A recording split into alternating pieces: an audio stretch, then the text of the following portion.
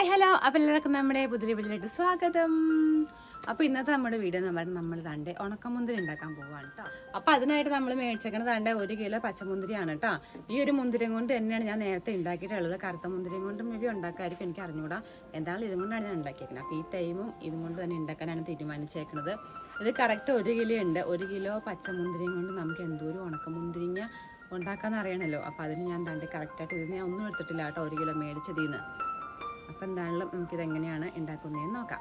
Already പച്ചമുന്തിരിങ്ങയിൽ തന്നെ ഒരുപാട് വിഷമുള്ളതാണ്. അപ്പം നമ്മൾ ഉണക്കമുന്തിരിങ്ങ മേടിച്ച് കഴിയുമ്പോൾ എന്തായാലും നമുക്ക് അതിനകത്ത് അതിലും കൂടുതൽ വിഷം കാണും. അപ്പോൾ എന്തായാലും നമുക്ക് ഈ പച്ചമുന്തിരിങ്ങയുടെ വിഷം ആദ്യം കളയണമല്ലോ. അതിനായിട്ട് നമുക്ക് കുറേ നേരം ഉപ്പിലിട്ട് വെക്കാം. നമ്മളങ്ങനെ മുന്തിരിക്കൊലയിൽ നിന്ന് ഓരോ മുന്തിരിയും അടുത്തെടുത്തതിന് ശേഷം വെള്ളത്തിലിട്ട് വെച്ചിട്ടുണ്ട്. ഇനി ഇതിനകത്ത് നമുക്ക് കുറേ ഉപ്പിട്ട് കൊടുക്കാം. ഇങ്ങനെ ഉപ്പിട്ടിട്ട് നല്ലപോലെ തിരുമ്മിയിട്ട് ഞാൻ കുറേ നേരം കഴിഞ്ഞിട്ടാണ് പിന്നെയും വാഷ് ചെയ്തെടുത്തത്. അത് 5-6 തവണ വാഷ് ചെയ്താലും മുന്തിരിങ്ങ അതിൻ്റെ നമുക്കൊരു സാറ്റിസ്ഫാക്ഷൻ കിട്ടില്ലല്ലോ.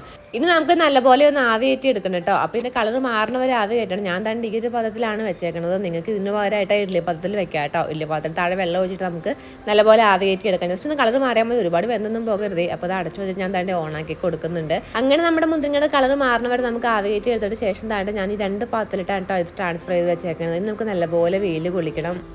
നമ്മുടെ ഇപ്പോഴത്തെ ക്ലൈമറ്റിൽ ഒരു 4 ദിവസമൊക്കെ മതിയാവും കൂട്ടം മുന്തിരിങ്ങ ഉണങ്ങാൻ വേണ്ടിയിട്ട്. അപ്പോൾ അതാ 3-ാമത്തെ ദിവസമുള്ള വീഡിയോ ആണ് ഇപ്പോൾ ഈ കണ്ടുകൊണ്ടിരിക്കുന്നത്. 3 ദിവസം ആകുമ്പോൾ തന്നെ ഇത്രയും ഉണങ്ങി കിട്ടിയിട്ടുണ്ട്. അങ്ങനെ 4-ാമത്തെ ദിവസം ആയപ്പോൾ തന്നെ നമ്മുടെ ഉണക്കമുന്തിരിങ്ങ ഇവിടെ സെറ്റാക്കി കിട്ടിയിട്ടുണ്ട് കേട്ടോ. അപ്പോൾ നമ്മൾ 4 ദിവസം കൊണ്ടാണ് ഇത് സെറ്റാക്കി എടുത്തത്.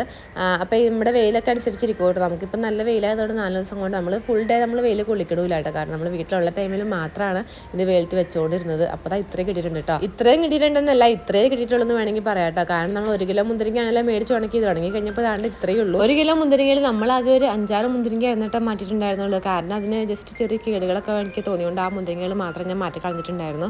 അപ്പോൾ എന്താണെങ്കിലും വെയിറ്റ് നോക്കാനുള്ള ഓർത്തുണ്ട് ഉള്ളത് കൊണ്ട് ഓണം പോലെ എന്ന് പറഞ്ഞാൽ ഞാൻ അതെല്ലാം കൂടെ പൊക്കി പതുക്കി ഇതാ കടയിൽ പോയി വെയിറ്റ് നോക്കിയപ്പോൾ അതിലും കൂടുതൽ ഞെട്ടിപ്പോയി. കാരണം 90 ഗ്രാമേ ഉണ്ടായിരുന്നുള്ളൂ. 100 ഗ്രാമെന്ന് കൂട്ടിയാൽ പോലും 1 കിലോ പച്ചമുന്തിരിങ്ങ മേടിച്ചിട്ട് 100 ഗ്രാം ഉണക്കമുന്തിരിങ്ങ എന്ന് പറഞ്ഞാൽ നമുക്ക് ഭയങ്കര നഷ്ടമായി പോയില്ലേ. 100 ഗ്രാം ഉണക്കമുന്തിരി മേടിക്കണമെങ്കിൽ നിസ്സാര വില ഉണ്ടായിരുന്നുള്ളൂ. എന്നാൽ 1 കിലോ പച്ചമുന്തിരിങ്ങയ്ക്കോ ഒടുക്കത്തെ വില അല്ല. ഉണ്ടാക്കിയപ്പോൾ ഇപ്പോൾ കുറച്ചേ ഉള്ളെങ്കിലും ഉള്ളത് നല്ല സാധനമാണെന്നൊക്കെ സമാധാനിക്കാം. അല്ലാണ്ട് ഇപ്പം എന്ത് പറയാൻ.